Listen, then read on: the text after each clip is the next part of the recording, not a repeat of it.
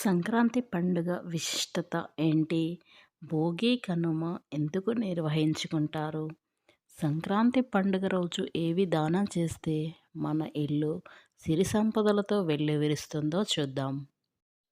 కష్టపడి పండించిన పంట ఇండ్లకి చేరే సమయం ఇది. ధాన్యలక్ష్మికి స్వాగతం చెప్పేందుకు ఇంటి ముందు అందమైన రంగవల్లులు వేస్తాము. చిన్న పిల్లల దగ్గర నుంచి పెద్దవాళ్ళ దగ్గర వరకు ముగ్గుల్లో గొబ్బెమ్మలను పెట్టి పూలతో అలంకరించి పాటలు పాడుతారు. దానం చేయడం వల్ల ఎలాంటి ఫలితాలు కలుగుతాయో చూద్దాం. దానాలు చేయడం వల్ల ఎన్నో శుభ ఫలితాలు కలుగుతాయని శాస్త్ర నిపుణులు చెబుతున్నారు. దానాలు అన్నిటిలోకి గొప్ప దానం ఏమిటి అంటే, దానాలు చేస్తే ఎటువంటి ఫలితాలు కలుగుతాయి, వాటి అనేక విషయాలను ప్రస్తుతం మనం తెలుసుకుందాం.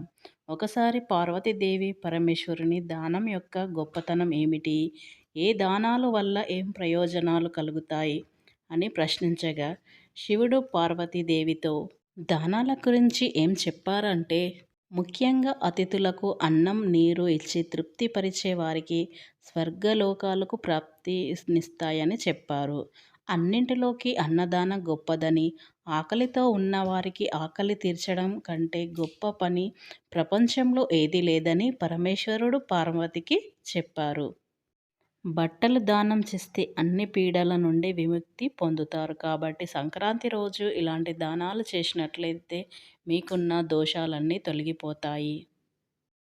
సంక్రాంతి రావడానికి నెల రోజుల ముందే నుంచి ముగ్గులు ఎలా వేయాలో చూస్తారు. కాబట్టి అలంకరించడం, కనుమ రోజు రథం ముగ్గులు కూడా వేస్తారు. ఆ ముగ్గులు ఎవరు ఎంత పొడవుగా వేస్తారు అని పోటీలు పడి వీధి వీధిన చివరి దాకా ముగ్గులు వేస్తారు. ప్రస్తుత రోజుల్లో ఈ సాంప్రదాయాలు ఎక్కువగా పాటించకపోయినా కానీ కనుమరుగు మాత్రం కాలేదు.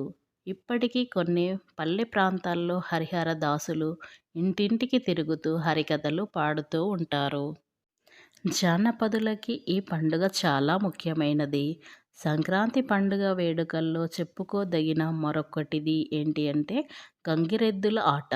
ఈ సంప్రదాయం నేడు పట్టణ ప్రాంతాలలో కనబడుతూనే ఉంది. ఇది అతి ప్రాచీనమైన కళగా భావిస్తారు.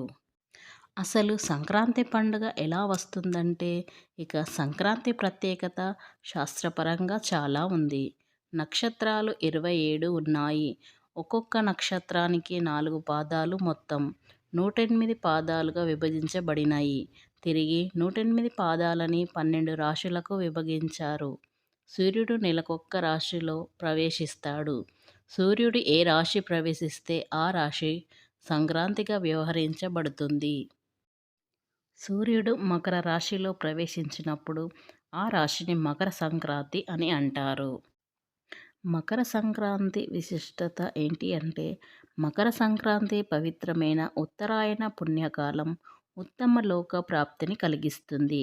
అందుకే భీష్ముడు ఉత్తరాయణ పుణ్యకాలం ఉత్తమ లోక ప్రాప్తిని కలిగిస్తుంది. అందుకే భీష్ముడు ఉత్తరాయణ పుణ్యకాలంలో స్వచ్ఛంద మరణాన్ని కోరుకుంటాడు.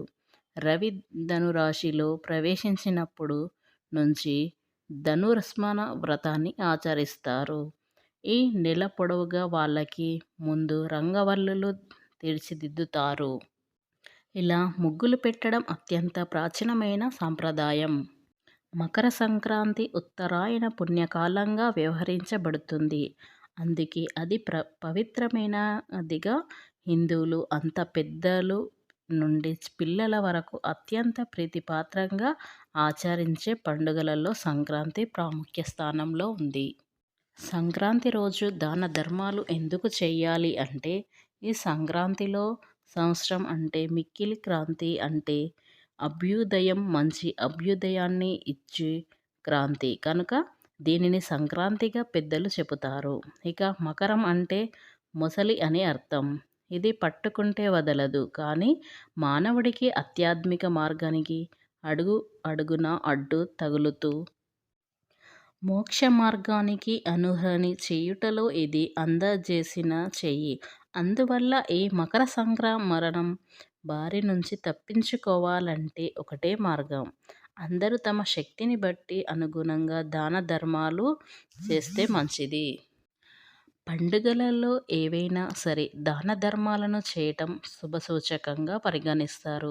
ఇక అందులోనూ మకర సంక్రాంతి పర్వదినాన దాన ధర్మాలు చేయటం మంచిదని ఎంతోమంది పండితులు చెబుతున్నారు. కాబట్టి సూర్యుడు మకర రాశిలోకి ప్రవేశించిన ఉత్తరాయణ పుణ్యకాలంలో చక్కగా స్నానం చేయడం, ఆ తర్వాత దానాలు చేయడం ఆనవాయితీగా వస్తున్న విషయం. ముఖ్యంగా మకర సంక్రాంతి పుణ్యదినం ఉదయాన్నే స్నానం చేసి దాన ధర్మాలను చేసి సూర్యున్ని పూజిస్తే మంచి ఫలితాలు వస్తాయి. అనేక దోషాలు తొలగిపోతాయి. మకర సంక్రాంతి పుణ్యదినం నాడు దానం చేయవలసిన వస్తువుల విషయానికి వస్తే సంక్రాంతి రోజున నల్ల నువ్వులు దానం చెయ్యాలి. నల్ల నువ్వులు లేకుంటే తెల్ల నువ్వులైనా దానం చేయవచ్చు. నువ్వులని దానం చేయడం వల్ల శని సంబంధించిన దోషాలు తొలగిపోతాయి. ఇలా చేయడం వల్ల ఐశ్వర్యం కూడా పెరుగుతుంది. సూర్యభగవానుడికి శని ఇంటికి చేర్చుకున్నప్పుడు శని నువ్వులతో సూర్యుడికి స్వాగతం పలికాడు అని, అందుకే నువ్వులను దానం చేయడం వల్ల శని దోషాలు తొలగిపోతాయి. అందుకే సంక్రాంతి రోజున ఎవరైతే నల్ల నువ్వులను దానం చేస్తారో వారికి ఉన్న శని దోషాలు తొలగిపోతాయి. ఇక మకర సంక్రాంతి పుణ్యదినాన దానం చేయవలసిన మరొక వస్తువు ఏంటంటే దుప్పట్లు. దుప్పట్లు అంటే చలికాలంలో పేదవారికి దుప్పట్లు దానం చేసినట్లయితే వారికి ఉన్న దోషం తొలగిపోయి సానుకూల ప్రభావం మనపై కలుగుతుందని పండితులు చెబుతున్నారు. పేద సాధనలకు బట్టలు, దుప్పట్లు దానం చేయడం వల్ల మంచిది అని చెబుతున్నారు. మనం ఏ పని చేసినా అది విజయవంతంగా పూర్తి అవుతుంది. కాబట్టి మకర సంక్రాంతి రోజు పేదవారికి దుప్పట్లు దానం చేయండి. ఇలా దానం చేయడం వల్ల మనకు అంతా శుభమే జరుగుతుంది. కాబట్టి ఇలా చేయండి. మకర సంక్రాంతి నాడు దానం చేయవలసిన మరొక వస్తువు బెల్లం. బెల్లాన్ని దానం చేస్తే సూర్యునికి సంబంధించిన దోషాలు ఏవైనా ఉంటే తొలగిపోతాయి. అలాగే బృహస్పతికి శని దోషాలు కూడా బెల్లం తొలగిస్తుందని చెబుతున్నారు. మన జాతకంలో సూర్యుడు బలంగా ఉంటే ఎటువంటి అనారోగ్య సమస్యలు కూడా రాకుండా ఉంటాయి. కాబట్టి సంక్రాంతి రోజున కాస్త బెల్లం దానం చెయ్యండి. ఇలా దానం చేస్తే ఆరోగ్య కూడా తొలగిపోతాయి. ఇక మకర సంక్రాంతి రోజున పుణ్యదినాన అన్నదానం చేయాలని చెబుతున్నారు.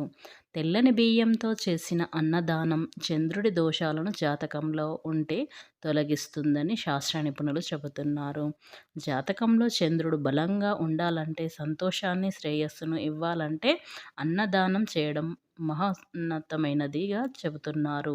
మొత్తంగా చూస్తే మకర సంక్రాంతికి నాడు చేసే దానాలు మన జీవితంలో సూర్యుడి అనుగ్రహానికి కారణం అవుతాయి. కాబట్టి ఎవరైతే సంక్రాంతి నాడు ఇవి దానం చేసినట్లయితే వారికి శ్రేయస్సు పెరుగుతుంది. కాబట్టి ఇలా దానం చెయ్యండి.